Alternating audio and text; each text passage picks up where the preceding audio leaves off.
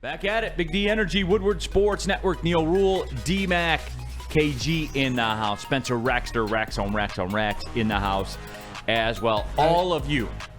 Can I thank Rick for making a great point? Yes. Because here we're talking. Why are we talking about Yzerman when it's a team playing like shit? That'd be like blaming Mr. and Mrs. Katz for their son being a douchebag. Thank you, Rick.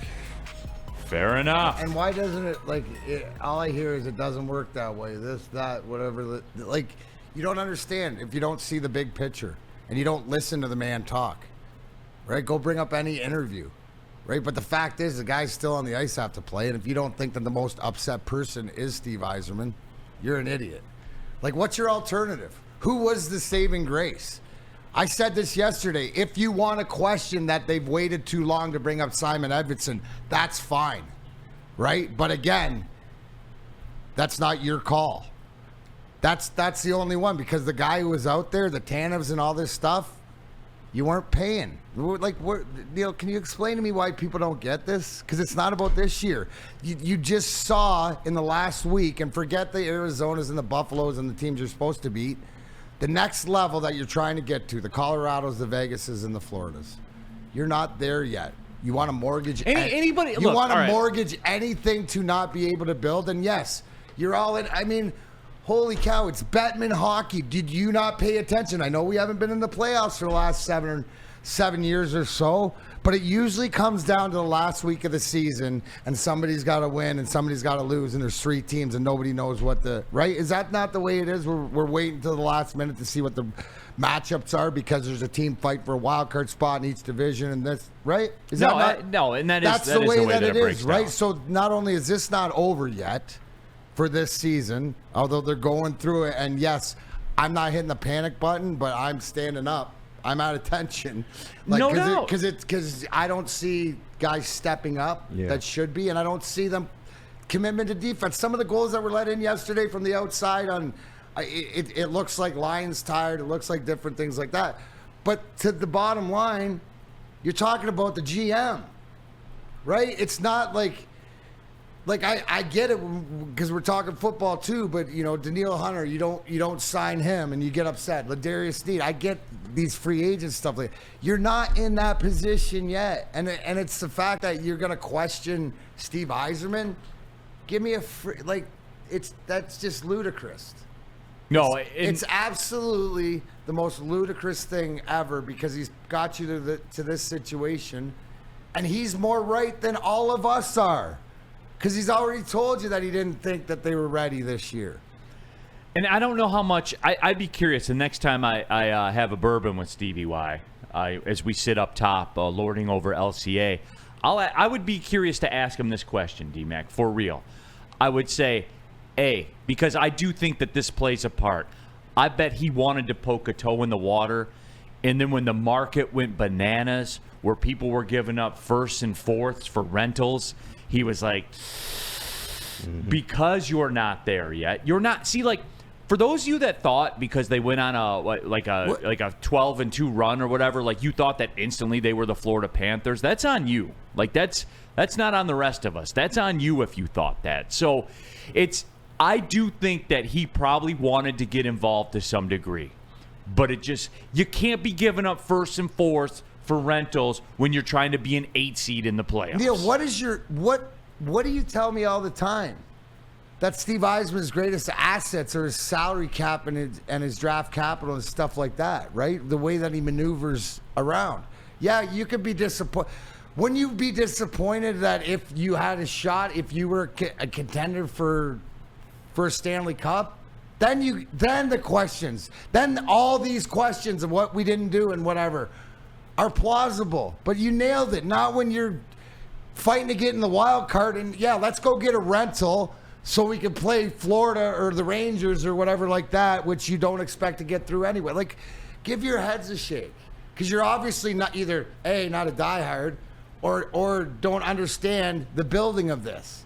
It's to get out of this last 7 years, and you're not going to sacrifice it because you think you're really, really close. At the end of the day, if these guys would just win they should have 76 points right now, winning last night and winning one game in Arizona. So they're not that far off. They got to put a winning streak together again. It's just it's and ridiculous. here's the deal too, and like maybe you can say like being a Steve Bott or whatever kind of terminology you want to use. I'm built a little different in this expectation that you were just going to win a West Coast game, that you were going to go into Arizona and win. Pay attention to the lines, everybody, because when I saw that the Wings were minus 140, I knew trouble was afoot. Mm-hmm. And if you expect them to just win back-to-back road games and go into Buffalo and win like it's going to be easy, then again, that's on you. Like this is the time of year, D-Mac, and I don't know, if only I knew somebody that I could talk to that could explain this to the people, to say, man, D-Mac, as this gets closer, does it get easier or does it get harder? Wow. I don't know. I don't know the answer to that question. You tell me. It gets a lot harder. Anybody here? Anybody in this room play this game? Right. Oh, you, Mr. McCarty. Yeah. Does it get easier as we go, or does it get harder? No. Pause. It absolutely gets harder. You know, Pause. pause, no doubt. Like here's the thing. I think Tammy breaks it down the best. If we get a rental and we lose the future picks and a few future kids to lose in the first round, I'm a hard pass too. Don't even make the playoffs yet. You know what I'm saying? If that's the decision to get off Stevie's, he's got a plan. And that's the thing. We can all bitch and moan and be upset or not be upset or whatever like that. He don't give a shit. He's got his own plan, and it's not going to change. Like, you think like us sitting here, like, are you sitting here going, oh, you should have done this, should have done that? What's he say? Like, what is the first thing when you do you ask him when you're sitting down for bourbons? Like, does he hear the fans squawk or anything like that? No, we talk about late '80s hockey. You know, when he was the third best player on the planet. We talk about those days. I was just wondering because he never brings it up either. Like, I don't even think he knows that social media exists. But see, here's the thing. Chief says Arizona is doggish. What do you mean? Real quick, does Arizona have a losing record at home? No, they do not. They're 16-16 at home, which means it's a coin flip. See, guys, this is what I'm trying to get everybody to understand. When you go on the road in professional sports, it's a 50-50 proposition at best, unless you're going to San Jose. There's usually always one in the league. It's a 50-50. For everyone that just said that just penciled in at Arizona, at Buffalo as auto wins, that's foolish on your part. Foolish. Yeah, it's the NHL. I think, Kyle, great analogy, right? Because here's the thing.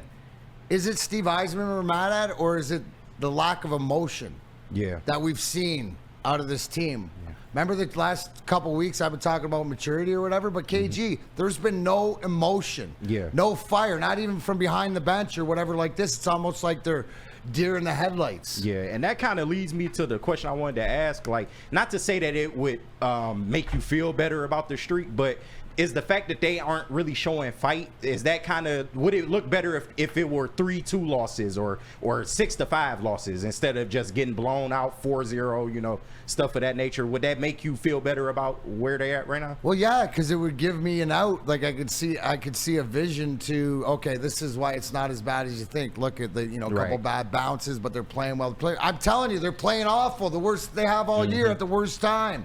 And it starts with emotion. Yeah. They don't have any emotion. That's the one thing, is they're flat. Right? And they've been able to, at different times of the year, fire that up. So how do I not look and see, okay, well, what's different? Right? And this is the immaturity of this team. If Dylan Larkin, their captain, is that important to being in the lineup for them to win hockey games, they're not ready to make the playoffs yet.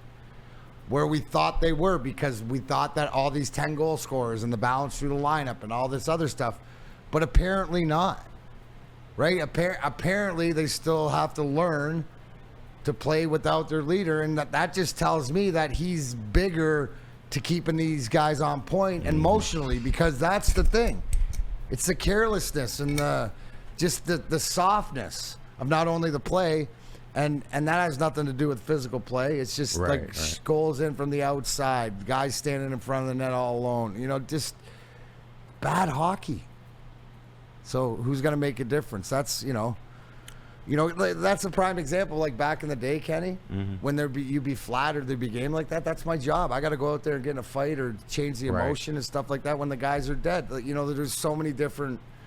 You know, maybe I'll do my top 5 reasons that you fight in hockey one day. But you know, that's one of them. Yeah. Is to get the emotion Spark plug, into yeah. it. They don't have that, and it's tougher now because this is more of a friggin' European game. Nobody hits, so you can't even get the emotion from hitting. So to me, it's the emotion and it's the fact that there's bigger things at play here because it just looks gross.